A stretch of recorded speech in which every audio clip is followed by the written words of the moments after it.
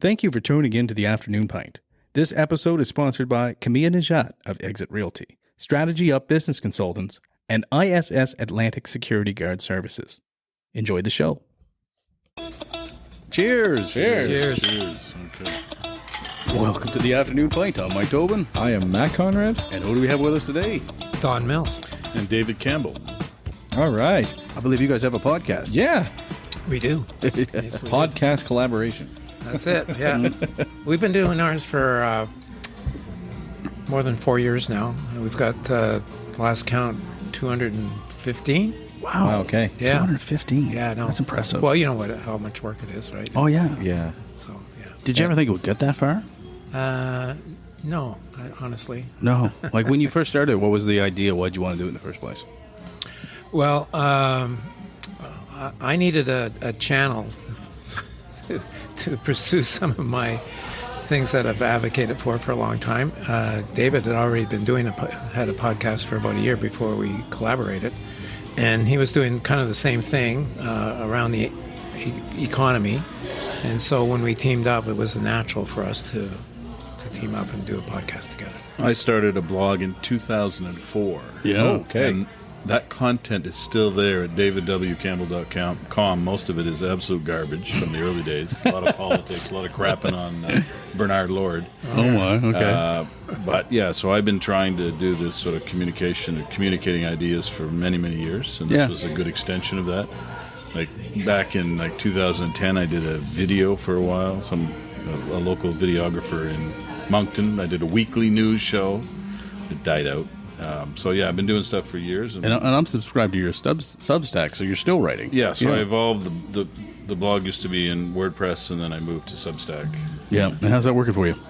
That's good. 1,500 users, right? Wow. Weekly downloads. So, That's great. Yeah. Yeah. Yeah, that's good. Yeah. And I mean, I think, so Don, you've been on our show before, and if you should go back and listen to that episode, I was probably a little rustier then too. But you know, we kind of got a lot of your backstory, but I'd love to know a little bit more about you. Like, what's your backstory in economics? So the backstory is I got a master's in business, and I came back to New Brunswick in the mid-'90s, early mid-'90s, and there was no work to be had, but I eventually got a short-term job with the government of New Brunswick in something called economic development. So there was actually a group of people, and their whole mandate was to go out and convince companies, mostly in Toronto, to set up operations in New Brunswick. I thought that was the craziest thing. Why would anybody ever want to move an operation from Toronto to Moncton? Yeah. But we had tremendous success. My job was to write the business case. So we would write business cases with an economic model that showed it was 19% cheaper to do business in Moncton than Toronto. And sure enough, we attracted UPS and Air Canada and Federal Express and a whole bunch of these companies, ExxonMobil. All of those big name companies came in the late 90s as a part of that initiative. Amazing. So then that started my 30-year interest in how you foster regional economic development in places like Atlantic Canada, and most of my career has been somehow related to that. 2015 to 2017, I was chief economist with the government of New Brunswick, and the thing I'm most proud about that was in 2017 we released the population growth plan. I got booted out of office in 2018, but the plan, we saw great population growth in New Brunswick, not necessarily as a result of that plan, but we identified the issues. And yeah, we've seen record population growth since then. So that's the story. 30 years. Followed this guy for 20 of those years. He has. I like to say that I know all the Stats Canada data back and forth like nobody's business. Mm-hmm. Yeah. But he knows what's in your soul because he's been polling Atlantic Canadians for 40 years. Yeah, that's the truth. Yeah. Very true. Yeah. He probably knows more about us than we do. Yeah. I don't know if it's just because my mother worked for Don back in the 90s, but I've always found statistics and polling and like that stuff really interesting. I was the kind of guy. Too. Yeah, well, I imagine you would. Like, I was the kind of guy that like would sit there and like sometimes even just sitting on a public transit bus. If I had the guts and whatever to go up, I would like to ask some. I remember doing this when riding the bus as a teenager, asking someone, "Why did you choose to sit in that seat?" it always like maybe You should have been a researcher. Yeah, you should. Maybe I have should have been, right? Maybe I should have been. But I remember like when I got out of like school and I wasn't much of a reader, and I remember the first book that made me realize like, because you know in high school they make you read like fiction books, and I don't care about that. But when I get out and I was sitting there thinking like, all right, I'm not much of a reader. But I remember the first book that I actually like read that was a nonfiction book, and I was like, oh, you know what? I don't hate reading. I just don't like reading fiction. But it was a book called "We Know What You're Thinking." I don't know if you remember that or know that book. It had the picture of a donut on the front of it, and it was Yes. symbolic. Tim Hortons, like the most popular donut is the Boston cream donut, and it was a stats book, and everyone made fun of me because they were like, that seems really boring. But no, I really, really enjoyed it because it's sociology, right? Yeah.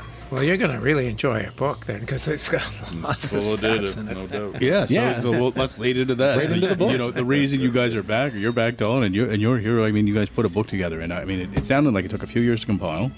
This came out pro-Trump, before Trump, Yeah. but it seems like it might be exactly what's in Atlantic Canada's toolbox right now for what we need to fight this guy going forward. Not fight, but you know what I mean. He's not mentioned in the book at all, but Yeah. I think a lot of the recommendations are such as free trade and within the provinces Yeah. are very appropriate in the Trump world. Yeah. And I've noticed Tim Houston. I mean, it was almost like, you know, this book seems to really be coming out the right time, because like just in the last few weeks, I've seen Houston really preaching. He's you leading know, the way, as far as leading I'm the concerned. way to take Yes. the no out of Nova Scotia and all this kind of stuff. And I'm Leading just the country. like, you know, I mean, let's ask you about this. I'm just kind of love to hear your insights on this. Like, what did you think about this uranium thing? Like, so we had it kind of come, and then it kind of. It came in pretty aggressively and suddenly without much like, oh, uranium? Like, I think a lot of people were surprised by that, and then it seemed to Well, no interest, and then it just went away. In our book, we spend a lot of time talking about natural resources Yeah. and the fact that we have not taken advantage of our natural resources. And, uranium is one of those minerals that the world needs. The last, COP conference, they said that the agreement was to triple the amount of nuclear energy, Right. seeing that it was clean. And what does that mean? It means that there's going to be a great need for uranium. Well, Nova Scotia has uranium. Yeah. You know, so can we not figure out how to use uranium? And Saskatchewan has.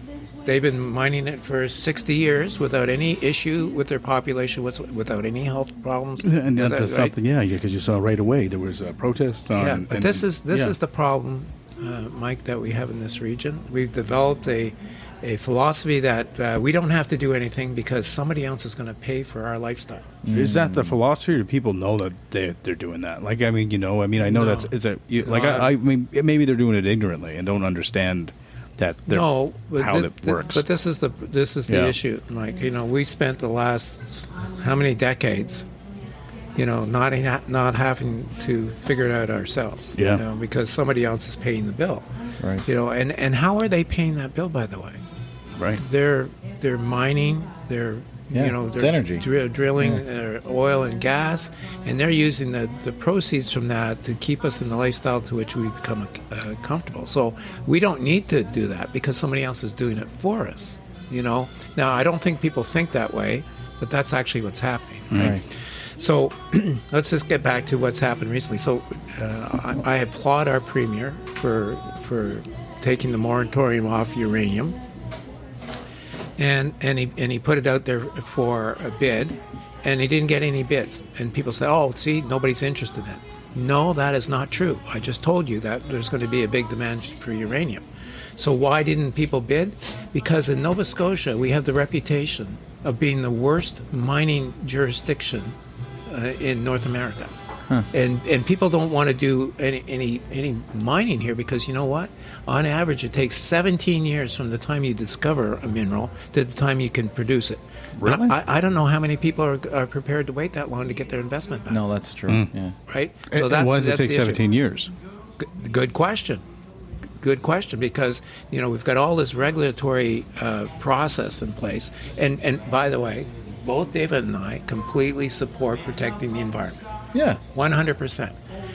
But how is it that other places can, frack for gas? Yep. And David has a good example of BC, or mine, uranium, and apparently without any difficulty. We can't do that here. Where's that fear come from? Like, where are these people? Like, because people claim to have like examples of like, this person's like faucet catches on fire or something like that, right?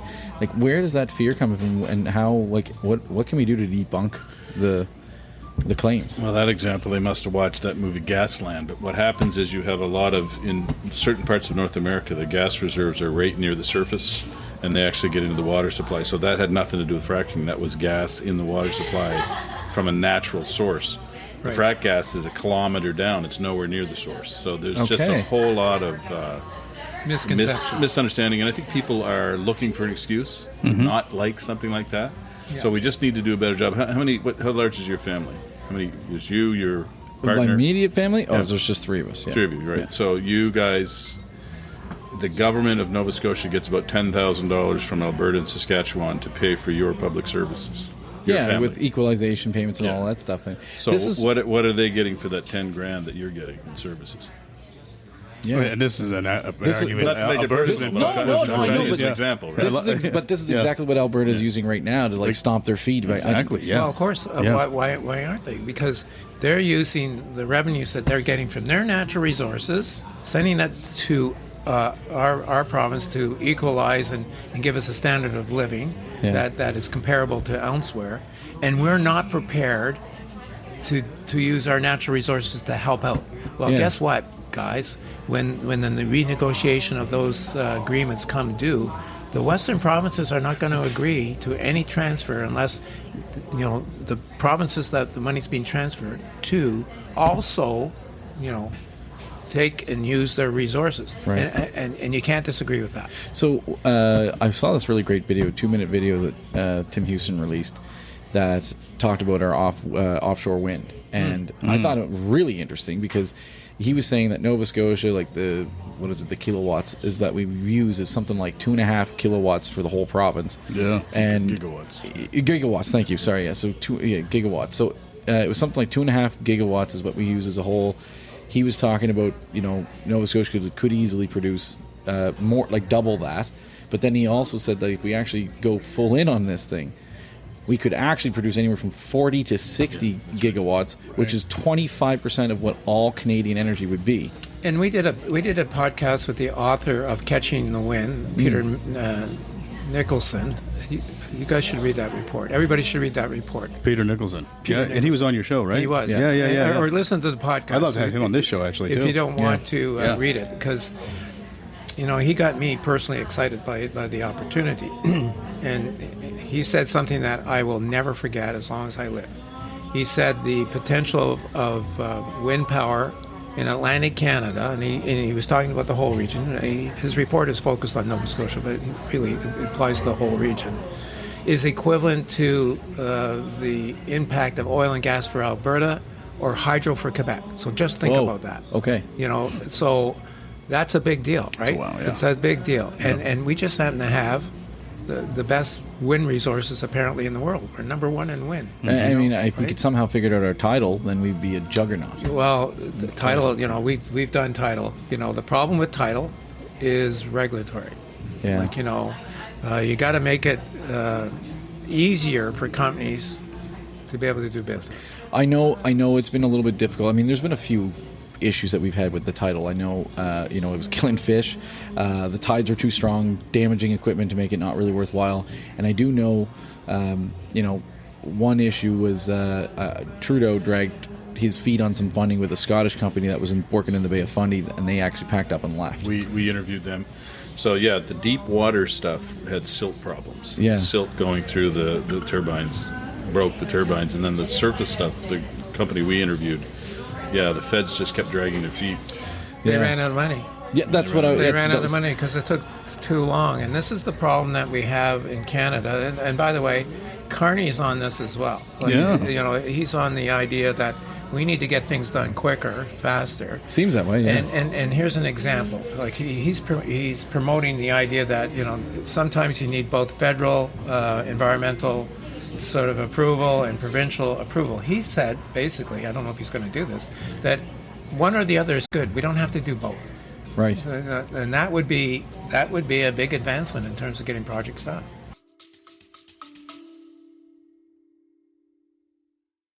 This episode is brought to you by Camilla Najat with Exit Realty Metro. Camilla Najat is an experienced real estate agent who prides herself in finding the perfect home for her clients. Camilla can help you with a comparative market analysis to help determine the value of your home if you're planning on selling, or help you determine the going rate for the neighborhood you're moving into. She can also work with you at your pace. You can reach Camilla by calling 902-880-8429 or email camilla@exitmetro.ca. Also, you can find her on Facebook at Camilla Najat, Exit Realty Metro. I personally am very excited about having Carney as PM and Houston as our premier. I feel like they actually have a lot of synergies, and I think we could, if done right, the way Houston's reacting, the way he's really taken charge, I think we could be in for a bright future. But I don't know, you guys. No, the only problem there is that rumors are circulating that Houston has a national ambition, so he might end up being. Not yet. I don't buy that. I don't buy that yet. I don't buy that yet. I don't buy that for one reason. He doesn't have French, and nobody in Canada is going to be prime minister without some French. I agree with you there, and I feel he really is Nova Scotia first right now. I think I believe that personally myself. He's trying to do the right. I don't. And by the way, I don't agree with everything he's done. Oh, you can't for sure, but he's making the right noises right now, and you know what? Here's the thing, traditionally Atlantic Canadians have gone to the federal government with hat in hand, looking for money, right? Not necessarily having anything in return for that money, right? Except that we need it, which is a pretty good reason. Now, what Houston has said is that with his Wind West idea, which we just talked about, that we're not going hat in hand. We're going and saying we're going to be a really important partner here for you to achieve your national sort of legacy projects that you talked about, which are really going to be energy driven. Yep. And we just happen to have a big resource. We're going to need help doing that, including things like tax credits and stuff like that, because it's going to cost a lot of money. Yep. But that's a better reason to go and ask for support than say, oh, well, we need money. No, I agree. We're going to make a big contribution. Think about it. We could have 25% of the energy in Canada being produced in Atlantic Canada. Yeah. Imagine. So look, that would be amazing. Quebec is a great example. So in the 1950s and 60s, as part of the Quiet Revolution, as a part of Quebec trying to take control of itself and its economy, it overbuilt its electricity system, mostly hydro, but it said we're going to use the surplus for economic development. So they attracted aluminum smelters and large industries, and then they ended up selling surplus power into New England and making a huge amount of money for the province. By the way, which gets all tied up in the equalization. We should have that discussion someday. Mm-hmm. Yes. But Quebec has their rate is 45% of what we pay for power. Mm-hmm. That's right. 45%. They pay 45% less? No, they pay 45% of, so 65% less. Oh my God. Or 55, sorry. 45%. Wow. 55% less than what we pay. Think about But that's where we should be leading then, to Nova Scotians. It's like, I understand what you're saying. Nova Scotians are going to ask time and time again, what's in it for me? Right? Maybe that's how we change opinions on some of this. Well, So do you think that would help? I think what really helps is having an ambitious premier trying to outline a different future for the province. And in my business, I tracked every government in Atlantic Canada for nearly 40 years. And one of the observations I have over that work is that when you look back on the political leadership that we've had in this region, it hasn't actually been very good. And it's actually been, on average, poor. And, if you think about the premiers that have made a transformational change to their province, who comes up? The guy that you work for, McKenna. In Nova Scotia, McNeil, by the way, I think actually might be in that category. And what were some of the great things McNeil done? Just kind of talk about that for a moment. Well, like the better things, yeah. First of all, he took on the unions and got that kind of straightened out, because that was a problem. But he also helped with the transformation of our healthcare system. And I think that was probably something that we won't see the outcome for a while, but that was really big. And then Danny Williams in Newfoundland, it made a big difference. But he stomped his feet too. I like Danny Williams. But you know what? All those people had kind of one thing in common. You had a clear vision of what they were trying to do. Yeah, right. Like if you have a premier and you don't really know where they're taking you, which has been the norm. Yep. That tells you everything you need to know. And in our book, one of the things that we talk about is the need for bold ambition. Right. Yes. Bold ambition. Yep. And as Peter Nicholson said, we need to be audacious in our goals. Yep. Stop thinking so frigging small. And if you look at the offshore wind, that's an example. It's going to take a lot of money, a lot of capital to do that. Yep. But we already have the resource needed to get it done. Yeah, and I think this is a long-term green investment, right? 100%. Which is what I think everybody wants. Everyone wants. I think everyone wants energy, obviously. But the one thing that people are saying that are on both the left and the right side of things are the right saying, well, we want good paying jobs that won't cause our economy to collapse and blah blah blah, right? And we want to be able to keep our lifestyle as is. Meanwhile, the left is saying, but the environment and all this stuff that we need to do, and maybe drilling's not sustainable long term, and blah blah blah. Well, we have something that satisfies both. 100%. Right? Yeah. Just can we just get together and do this? Yeah, the big issue, and I'm happy with the premier because he's trying to get 5 gigabytes or gigawatts of power built, and so he's already identified what he wants to do early. And as you said, we only use half of that, which means the other half can be what? Sold to somebody else, bring in revenue into our province that will help pay for other stuff. And could that, realistically, for Nova Scotians, could that bring power down for us? Get us down to levels of where Quebec is? It might not bring our power down, but it might stop it from going up. Okay. Yeah. Because once it's built, that stuff is stable. To maintain, right? You're not subject to oil prices or anything like that. The infrastructure is put in place. It's amortized, and then maybe over time it actually comes down after you pay off the equipment. I don't know where this lands on the political scale, but in an ideal world, I would love to get to that point where we're producing the 40 gigawatts, and we turn around and say, Nova Scotians don't pay any power, and we're selling the rest off for a profit. And we literally get a $0 bill. I don't know if that's a left or right idea. Yeah, you could sell it then. Imagine that. If you want to sell it to Nova Scotians, you could sell it then. Slightly stealing that idea from Saudi Arabia, because the fact is that they sell off their resources and their citizens don't pay any taxes. There you go. So, But then there's no control on how much power you use. Yeah. So you'll keep the door open and get that third hot winter. tub. That's a good third hot tub. third hot. I have no power bill. Time for 3 hot tubs.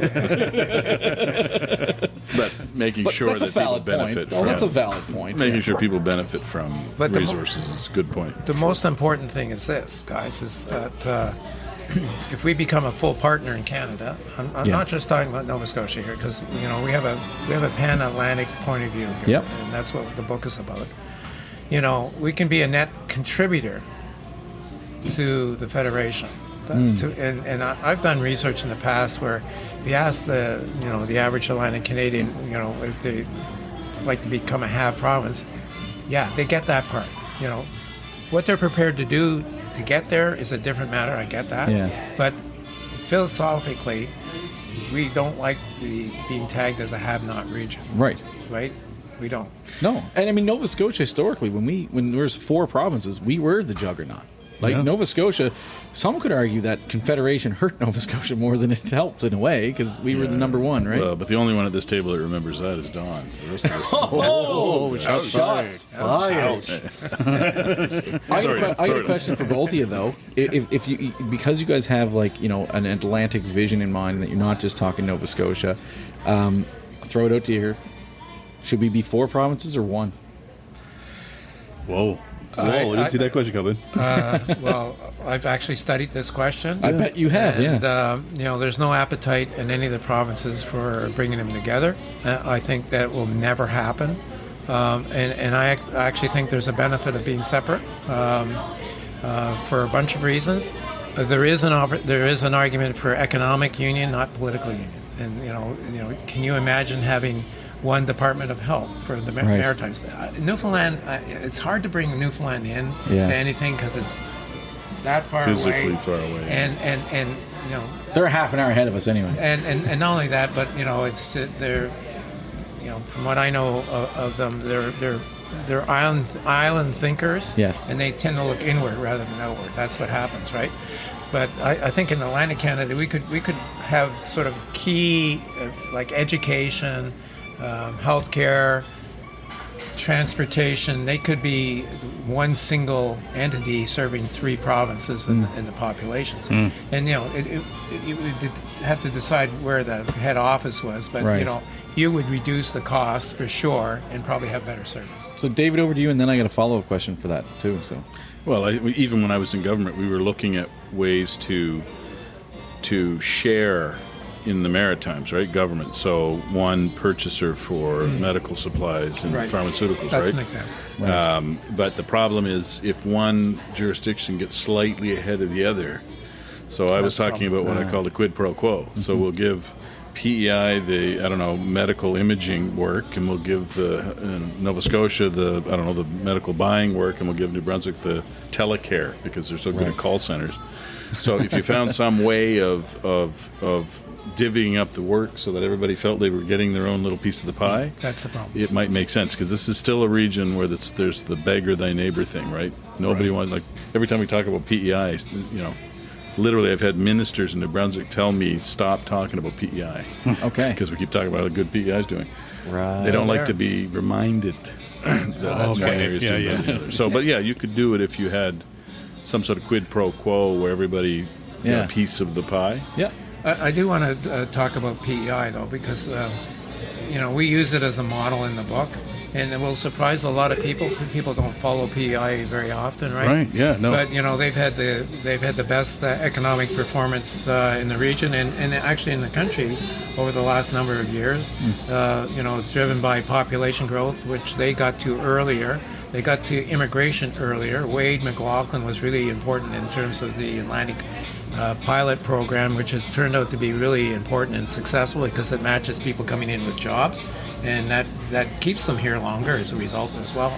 So they've been really successful. They've developed one of the most successful clusters in Atlantic Canada, the PEI Bio Alliance, and so a little province has really shown us kind of the way in many respects. And I know people people from the other provinces think, well, what does PEI have to teach us? Well, a lot, apparently. Yeah. So my follow-up question is, if we're not one province, we're 4 provinces, but does it make sense to have like a maritime bloc, almost like the Bloc Québécois type of thing, as like a political party that represents us? Like the maritime countries, the maritime nation. Well, You mean in Parliament? Yeah. So I have to tell you a funny story on that. You might remember when the Liberals basically swept Atlantic Canada. They had 2015, like with Justin Trudeau, that one. No, it was might have been that they had 30 of 32 seats or Well, something. in 2015 they had 33 of 33 or something. So I went up and I talked to the Atlantic Caucus on my own dime, and I said to them, I said to them, this is what I said. I looked around the room. I said, "You hold the balance of power in Parliament. You can get a bunch of stuff done right now because this may be a unique moment." And at that time, I think 3 of the 4 provinces were Liberal as well. I said, go for it. Right. Go get a bunch of stuff done. You have the power to control Parliament, because they did. If they voted en bloc as a bloc, they could get a bunch of stuff done that we've been trying to get done for a long, long time. They didn't do it, of course. But that was the one time where they could have actually acted as a bloc. They didn't do it, but it almost feels like they somewhat did it a little bit when it came to the recent leadership shift. Well, Yes and no, yeah. maybe. It's tricky. Yeah. Tricky, Yeah. because New Brunswick went the other way, right? Yeah, Like, New Brunswick is always odd, man. Yeah, yeah. They're very conservative. Right, David? But I just mean in terms of like there was like there seemed to be these rumors of like caucus kind of saying like Trudeau, you should step down and give us a shot. And it seemed like that was being led by the maritime MPs. Certainly Wayne Wayne, St. John. Wayne Long. Yeah, Yeah. some of them wouldn't be outspoken, but there were some rumors. That worked out for him. He's now a cabinet minister. So. Yeah. There you go. Exactly. Yeah.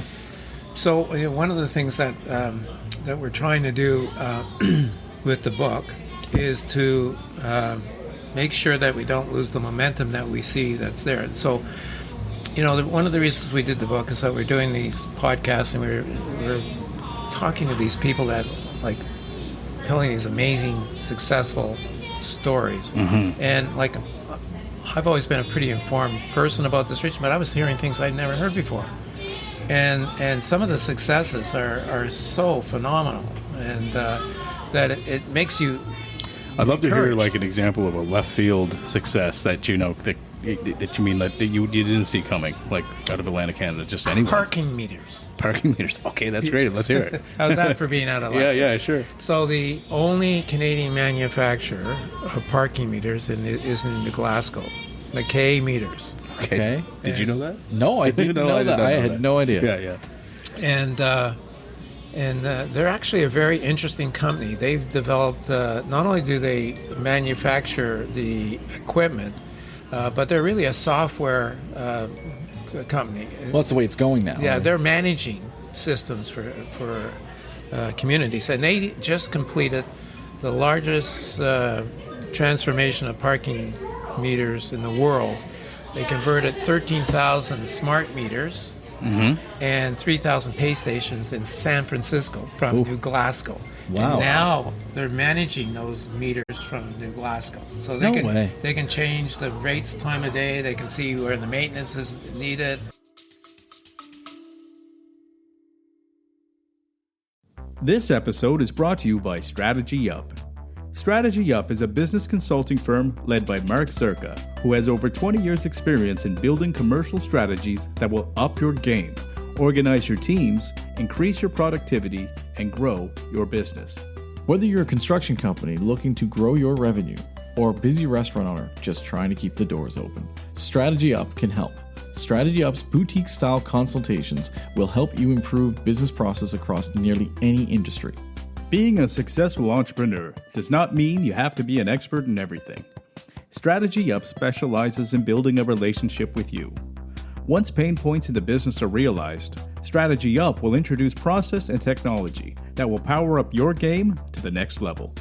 A successful business requires investment. Your next step towards growth starts now. Email info@mystrategyup.com for a free business discovery call. Up your game with Strategy Up.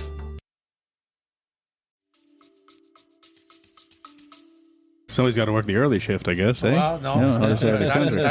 that's not an issue. But think about it. Who would Amazing. have thought that? Right? Yeah. That's an example. And how about bug farming? So I know a lot more about bug. I know about the bug farm, but tell you us. know about the bug farm. Yeah, so yeah. they take all the food waste in Halifax, they put it in the front end of a factory. They have the flies that consume this and grow like 1,000 times their weight in 10 days.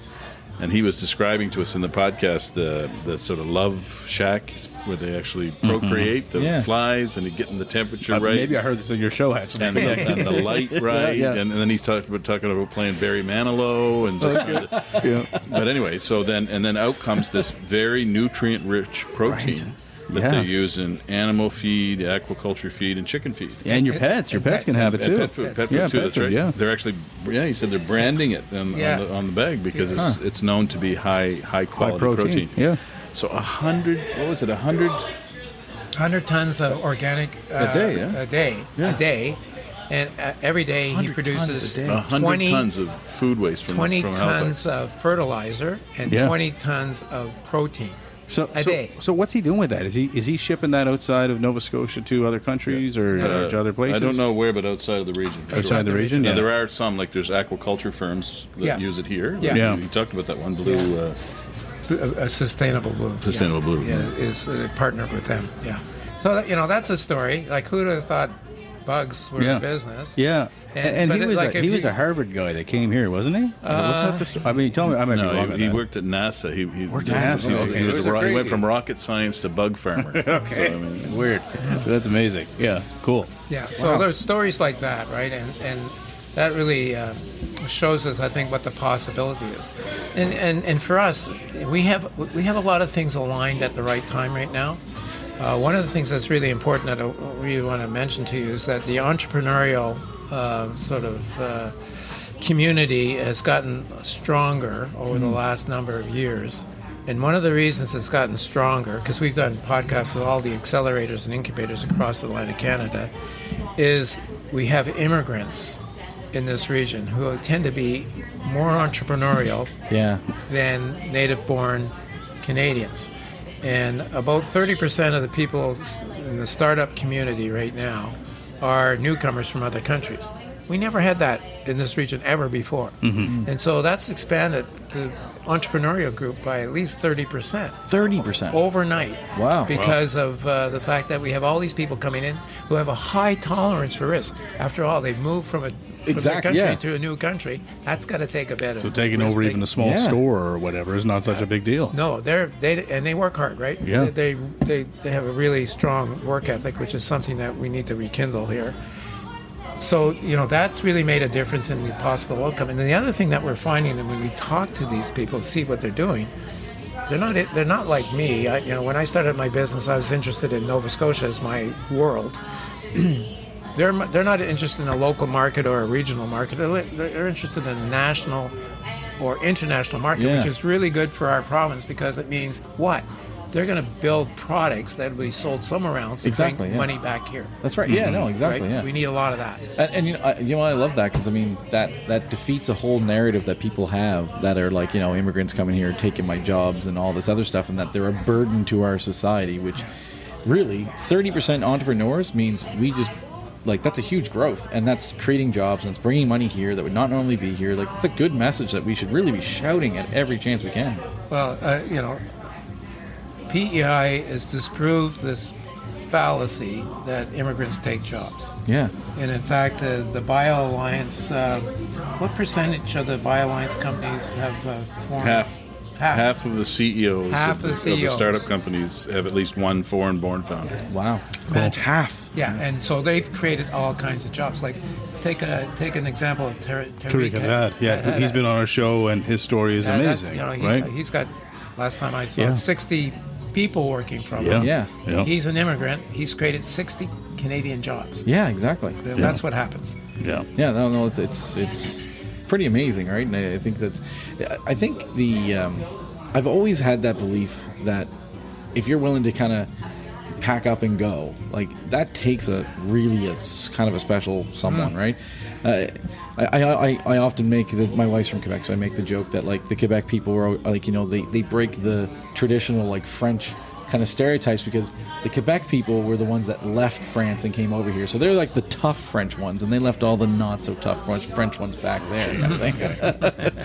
Yeah, exactly. Look, there was a researcher at UNB called Dr. Michael Hahn, and he looked at everybody that was born in New Brunswick from like 1950 something until the present. This was 20 years ago now, but 15 years ago. And he found that New Brunswickers that were born here but living elsewhere in Canada were earned on average twice as much, and they were 3 times more likely to own a business. The ones that left than the ones that stayed. So it's the same thing as immigrants. Yeah. Same idea. It's just that you're like an immigrant from Moncton to Alberta, right? Mm-hmm. Right. So we're, in an open place like Canada, where the labor mobility is incredibly easy, people are going to leave. Right. And for every one that goes out the door, you bring in 2, you're all set. Right? But what we do is the one that leaves, we moan and complain that they left and why we're losing our kids and yada, yada, yada. Mm-hmm. From my perspective, it's good for people to go and get a little bit of perspective of another jurisdiction, Yeah, right? yeah. Some of the most interesting people I know spent some time outside of Nova Scotia, outside of New Brunswick, or outside of this region. So 100%. I don't, if our kids are leaving the region because they want to stay and they just can't find opportunities here, that's a problem. Yeah. But if they want to go see the world, study elsewhere, do whatever, I say let them go. Travel's the best thing you can do, in my opinion. Right. So, but like I said, for every one you leave, you bring in 1.2, you're all set.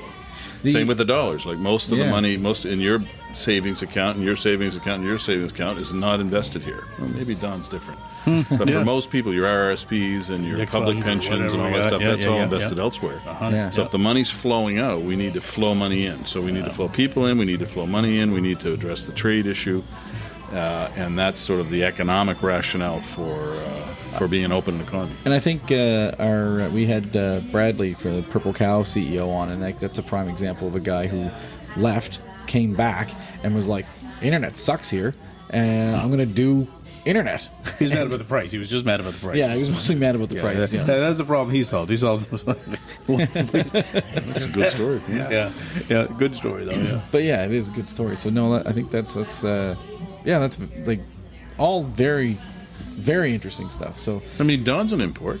He's not from Nova Scotia. That's right. Yeah. So even We got his origin story. If you go back a few episodes, yeah. his origin story. Yeah. Yeah. But how does the story end? That's what I want to know. Well, that's a good question. The one thing that we also talk about in the book is rebalancing the workforce. We're heavily dependent on public sector jobs in this region. In fact, there's been more growth in public sector jobs than private sector jobs. That's not a good recipe for the future. You said that. Yeah, I heard that. I heard that. Yeah, today. Yeah. And so, right now, about at least Did you say 3 out of 5 or 4? 1 out of 4 people working today in this region work for the public sector. Ooh, and in some is that provinces, crazy? it's like in Newfoundland, I think it's almost a third. I never knew that. 1 in 3. Yeah. Is that because of are the numbers skewed because we have the Navy here in the military and stuff like that? No. It just has to do with the fact that we've had weak economic growth for 50 years. Yeah. And I always like to believe that economic growth is tied to the private sector, not the public sector. Yeah. Private sector creates wealth, in my view. Public sector redistributes that wealth. That's fair, yeah. That's kind of the way it kind of works. And so, the argument that, aren't we lucky to have all these good-paying public sector jobs?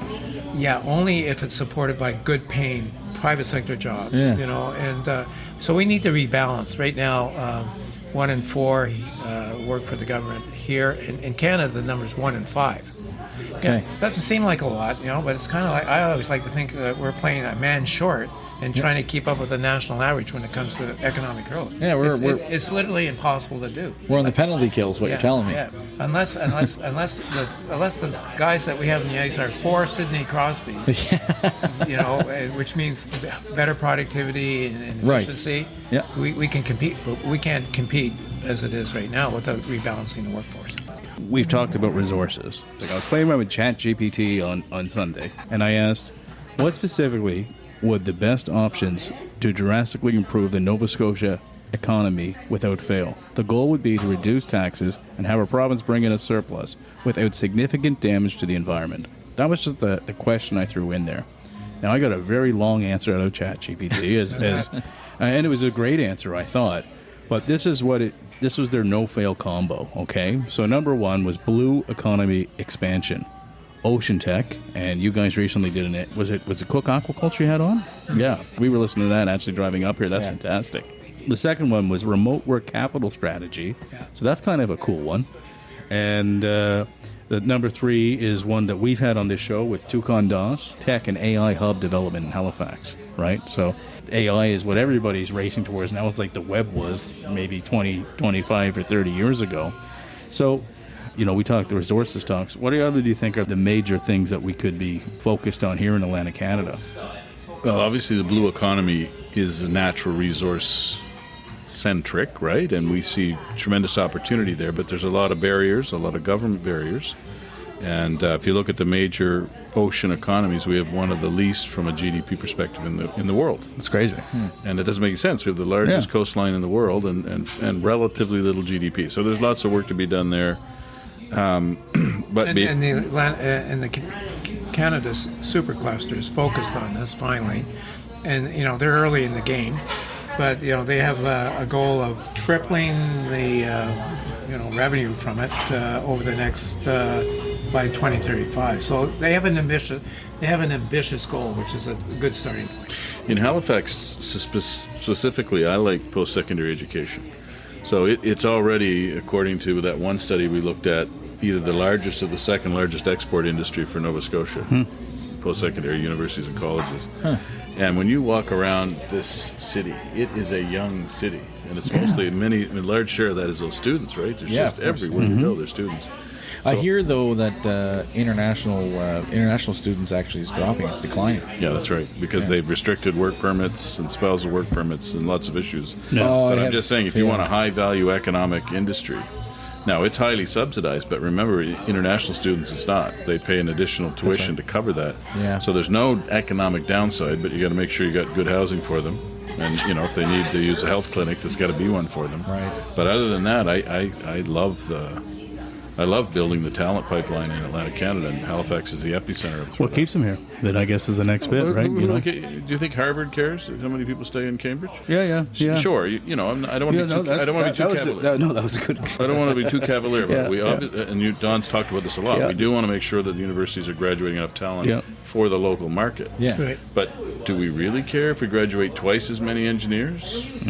And then we go to the world and we say, hey, we're graduating twice as many engineers. Why don't you come take advantage? Right. Yeah. And the worst case scenario, they have to go back to their home country or go to Ontario or whatever. So I'm not as nervous. Or doctors, even though in this, even that's valuable now more than ever. The doctors are too controlled. If you could double the number of doctors, you'd be gold. But they dramatically restrict that because they're trying to. Well, you know why they restrict doctor output. But I would add one fact for your listeners that I think is important. I think that the post-secondary sector is really important for talent attraction.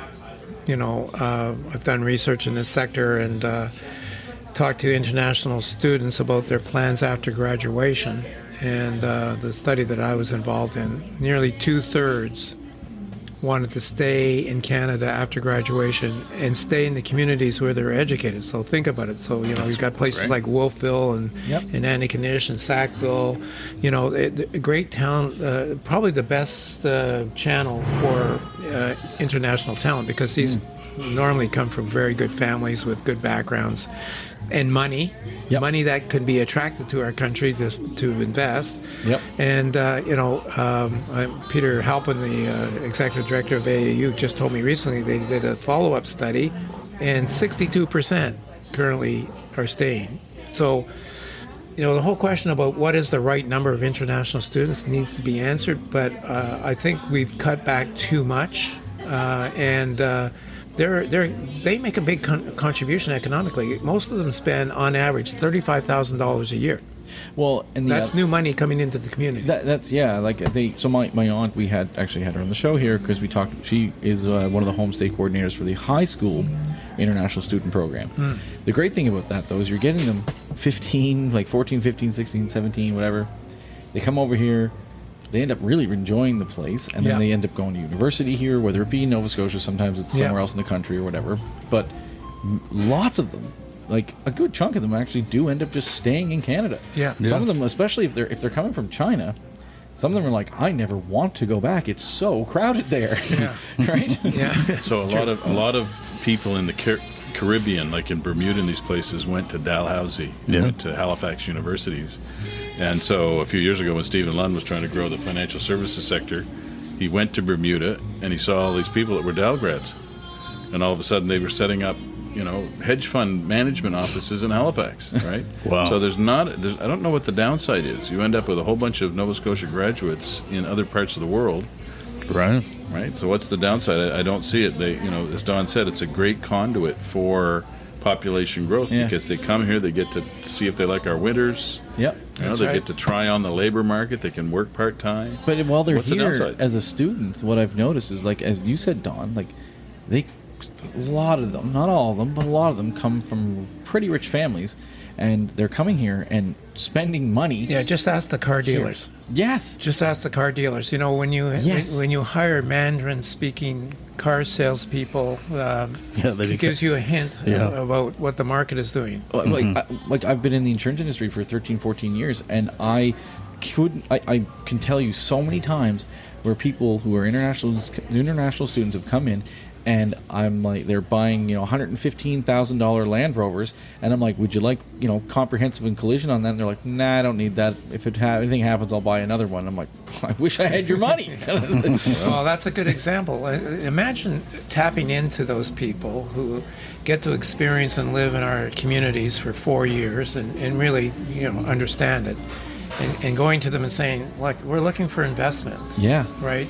And that would be, I know it's been talked about. I mean, Stephen Lund used to talk about that all the time. Yeah. Like, we need to tap into those people and find out if their parents would like to invest, especially if they stay here. Yeah. Especially if they stay here. But if that's the thing, if we can have these conversations with them and get them to invest in whatever they want to do, it's like, what do you want to do? Don't race off to Toronto.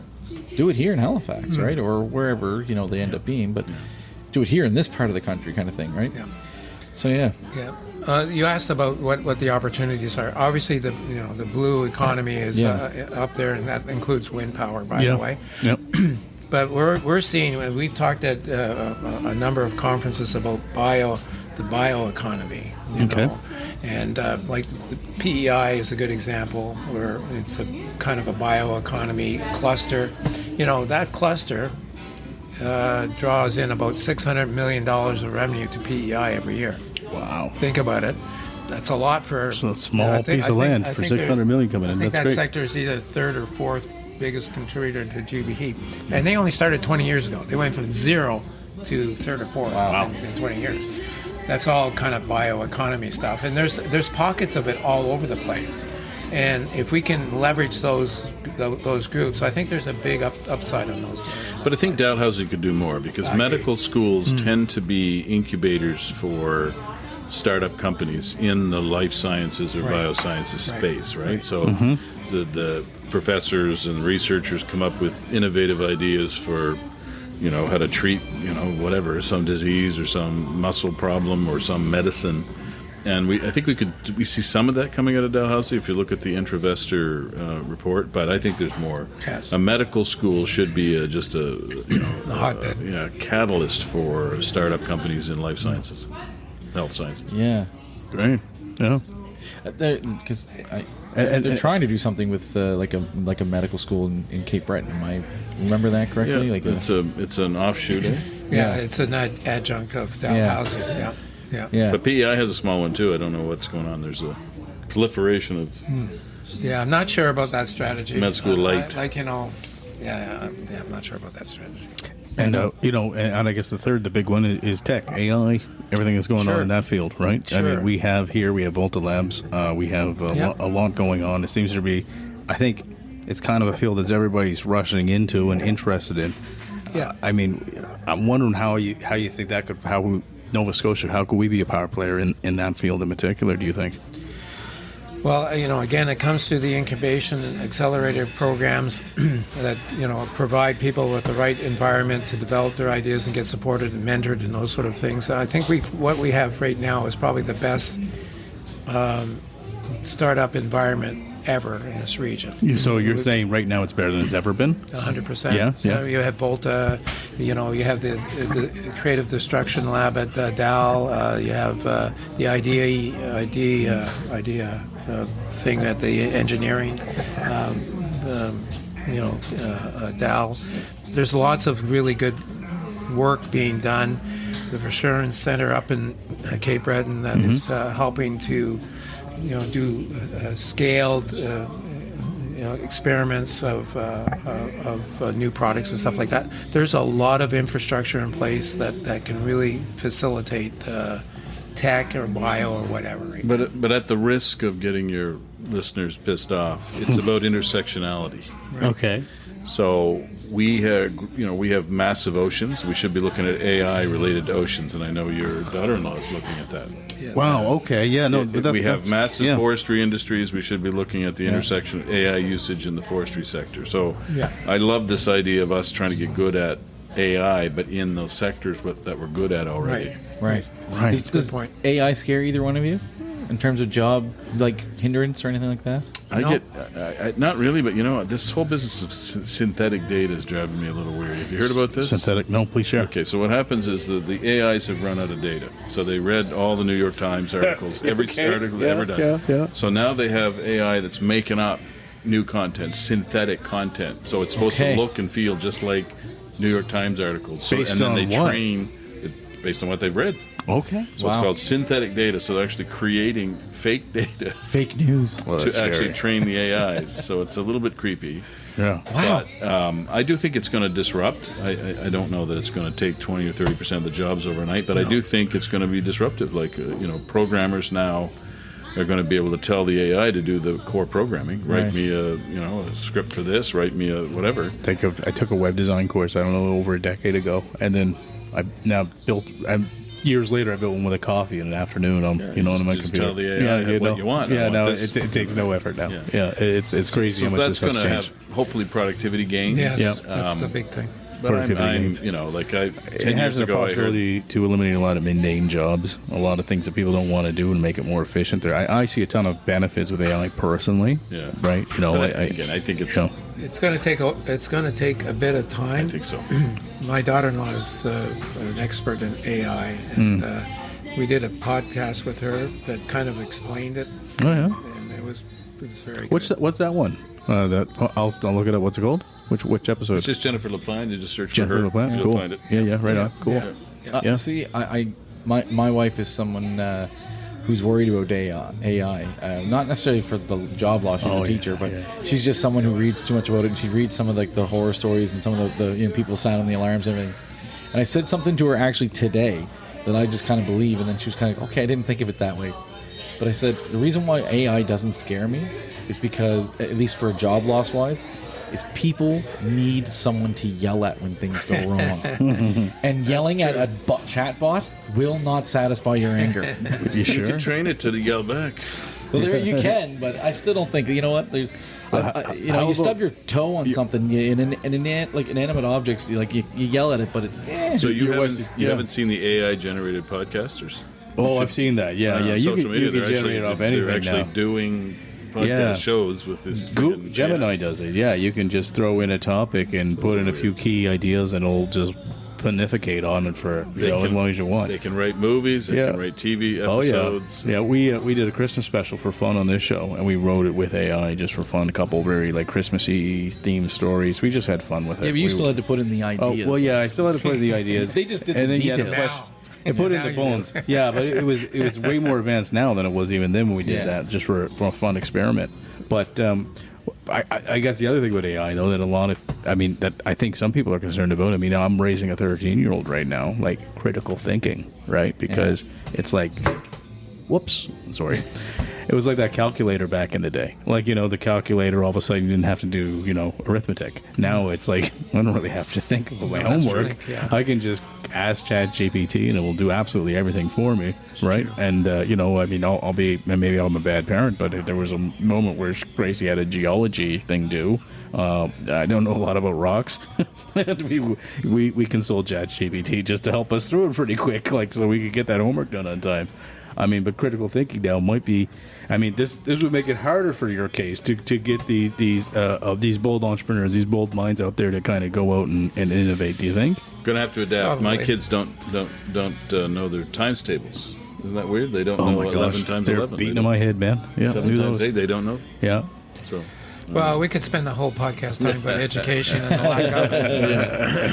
Let's be honest. Yeah. Well, yeah. that's fair. Yeah. Exactly. I don't want to keep you guys too long. I know you guys have somewhere to be, so we really appreciate this. So Matt and I do this thing at the end of our show where we kind of do 10 questions. Yes. Okay. The thing is these questions, Matt, were really we ask some dumb questions, and we take pride in our dumb questions, and we don't have really any fun ones in here. So I invent you and myself Just mix some. We're gonna have to throw in a dumb question or two just to kind of keep this on theme with the show. I can do that. We asked, didn't we ask Steve McNeil which zoo animal what animal he would like to be? Yeah. which animal he would like to be in another life if he was reincarnated? Yeah. And what did he pick? Remember? Giraffe. I called it on the You drive called down. giraffe. Yeah, on the That drive makes down. sense. Yeah. So, anyways, these are dumb questions. These are for just for fun.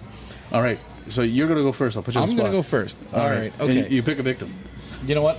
Here's what I'm going to do. I'm going to do a hybrid question. So, okay, 4 Atlantic provinces are your guys' focus. If you had to assign each province who would be the best at the 4 major sports, who would that be? So you got hockey, football, baseball, and basketball. Who do you think would be the leader? So Nova Scotia by far in hockey. You've got Nathan McKinnon. You've got Sydney. There's no issue there. I think baseball would be New Brunswick. If you had Bill the Spaceman Lee, and you had Matt Stairs, Yeah, and others. So I'd say New Brunswick is baseball. PEI, I don't know. Curling, I'm not sure. Don't they have Gushu? Where's Gushu from? I don't know. That's a good question. I'd say curling, and then Okay. Newfoundland. I don't know, music. Music. Rugby. Newfoundland rugby. Okay. Oh, cricket. Okay, right on. Yeah. Rugby, yeah. Yeah. All right. Okay, so Don, I'm going to make the second one for you. This one's going to get a little more philosophical. That's right up my alley. Okay, cool. What is the what is the purpose of suffering?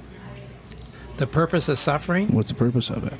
Or isn't really the purpose of it? Suffering, I guess, probably I have an answer when he's done. focuses you on what's important. Great answer. Yeah. You go ahead, Dave. It's the only thing that defines life. The only thing that Basically, defines Damn. life. Other than That's that, heavy. you're a rock. Okay. If there's no suffering, you're a rock. Okay. Wow. See how philosophical we are. Matt, you can pick one of the 10 That's in the book, chapter 2. questions, or you can pick up another one if you want to have more fun. Whatever you want to do. Yeah, so let's see. Oh, you know what? I have a question that could go either one. I've been someone who've always said, because people think, they have this mentality of like, Nova Scotia, like the poor mentality of what we can have here. This will be a true or false question. I think there's more money in Nova Scotia than people really realize. True or false? True. Yeah, true. Okay. There's a lot of money here. Yeah. All right. If you had, say, 5 minutes with Premier Houston tomorrow, what would you say to him to kind of encourage him? Say whatever you want. So the interesting thing there is we've actually either directly or back channel have been providing him information. Yeah, okay. And so I would tell him to stay the course on natural resources development. Make sure you bring Indigenous First Nations across, but stay the course. All right. Steve Murphy's here, guys.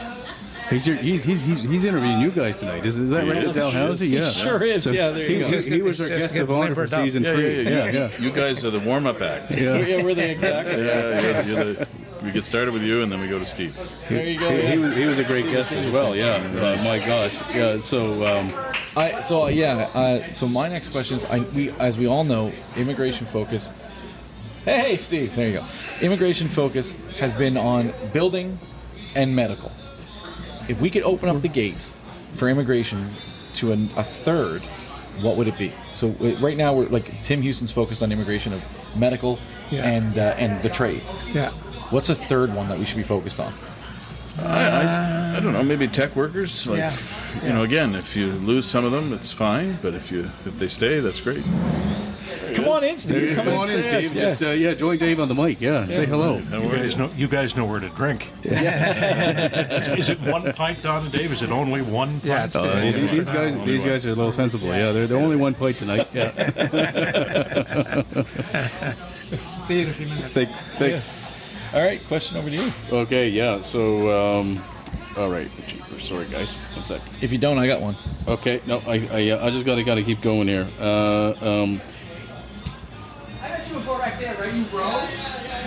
Okay, this is a good question for you. What gives you the most hope right now for the future of Atlantic Canada? Gives you the most hope? What makes you feel the best?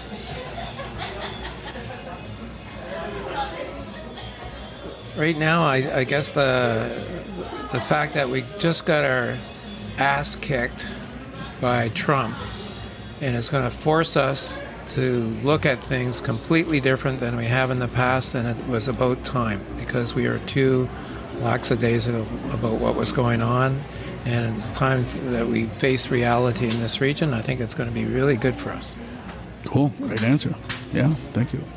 All right. So the question I had is shifting a little bit, but in the economics of our of our region, where do you think the arts and that type of culture? Thank you for asking this question, because I was thinking about this earlier and then Okay. I totally forgot about it. So All right. thanks, man. No worries, dude. I got you. Great question. Well, of course, the arts and culture sector, it provides texture, it tells our stories, it creates creative content, it drives a lot of innovation, and so there's a lot to be said about culture, although it's not all good. If you think of some of the stories coming up, David Adams Richards in New Brunswick, very well-known writer, but his stories are pretty raw about Miramichi, for example, and if you think about some of the stories out of Newfoundland. So sometimes culture can actually shine a negative light on your region. But in general, I'm a big fan. I do a lot of work, volunteer work with the arts and culture sector. And, there's a lot of debate about the economic contribution because it is quite subsidized across the country. Yes. It's one of the most subsidized sectors because we see value in it. But, no, it's great. I think it helps people put down roots, right? If they get to know their artists and the stories that their artists are telling. So I have nothing bad to say about arts and culture. Could I just add really quickly? If we want to have a complete life, we need arts and culture. I was asked to participate in the art gallery campaign that kind of got derailed. And I said to him, I don't know anything about art. But I do know that if we want to attract people to this city, we have to have everything to offer them, and that includes art. Yeah, even though absolutely. I'm not a You know what? connoisseur. Appreciate that. Nailed it. I love it because I'm also a big fan of if we want to attract doctors here, they need something to do while they're not doing doctor stuff. Correct. He wants a stadium here really bad. He's going to go. You might. That was leading up to my next question, but it's your turn. So No, get you go. ready. You ask your question, then we're just going to do the Should wrap we up. build a stadium? In Atlantic Canada or in Halifax, right here. What do you think? I mean, we have Does Nova an Scotia need economist, and we have the guy who's literally a asked real everybody. stadium, or is this good or is this a bad idea? There are almost none that are private sector, right? That's- so almost all yeah. of them are subsidized. Yeah. So Yeah. what do you say, Don? Should we do it? Government money? Big new stadium? Halifax is the last major city that doesn't have a stadium. Every other city has got a stadium with federal money, basically, and then usually around a big event like the Olympics or the Commonwealth Games. We had our chance with the Commonwealth Games, and we failed. So the only way we're going to get a stadium is with Wanderers? federal money.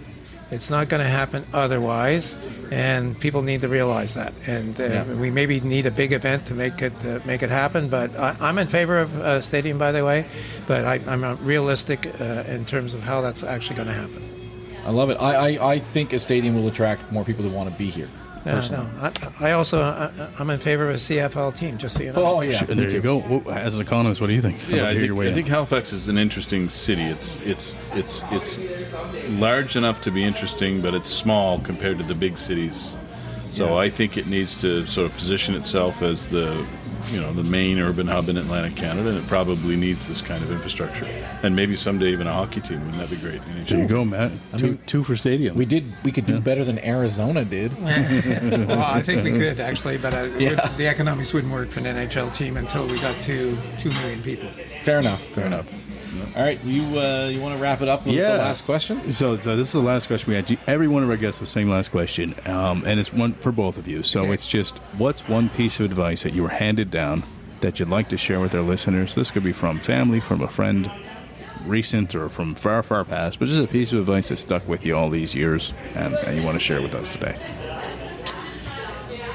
Well, a lot of the advice that I've got and held in my life came from my parents.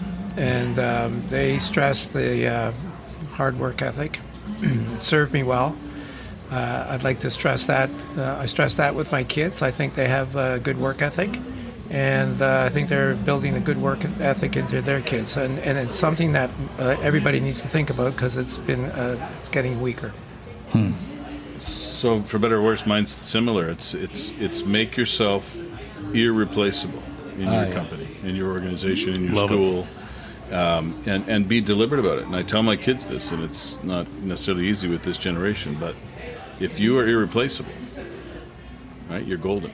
Yeah. So look around your company, your organization. It's a less stressful life too, right? Who in the corporation is doing very, very well? What are they doing right? And emulate them, but make yourself irreplaceable in your organization.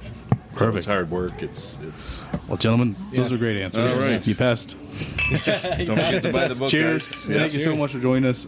And please check out the book, Yeah. Towards Prosperity.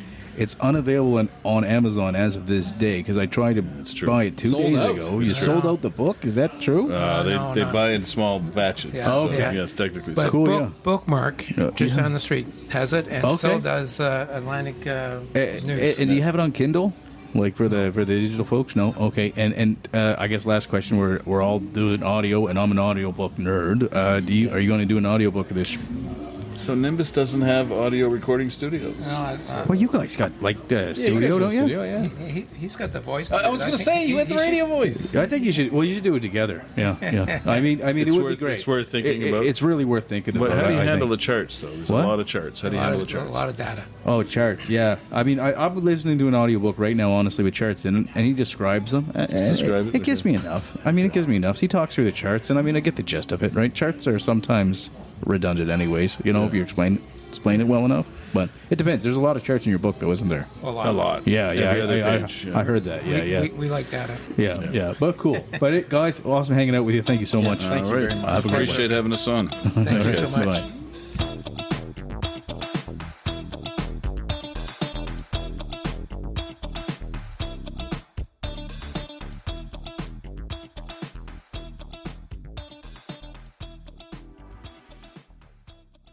Thank you for listening to The Afternoon Pint.